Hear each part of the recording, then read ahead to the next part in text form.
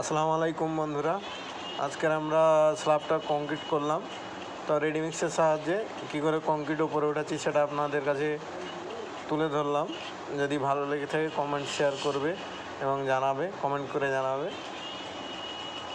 এইভাবে বিদেশে কংক্রিট হয়, প্রবাসে এইভাবেই কংক্রিট করা হয়। বড় বড় ছাদগুলো আমাদের গ্রামগঞ্জের মতো নয়, আমাদের দেশের বাড়িতে যেভাবে কংক্রিট করা হয় সেইভাবে নয়।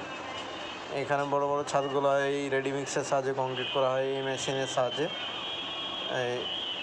সাহায্যে কংক্রিট ওপরে 3 তলা 4 তলা 5 তলা যেরমই হোক কংক্রিটটা উঠে যাবে। তো সেটা আপনাদের সামনে তুলে ধরলাম। যদি ভালো লাগে থাকে কমেন্ট করবে, শেয়ার করবে, কমেন্ট করে জানাবে ভিডিওটা কীরকম লাগলো।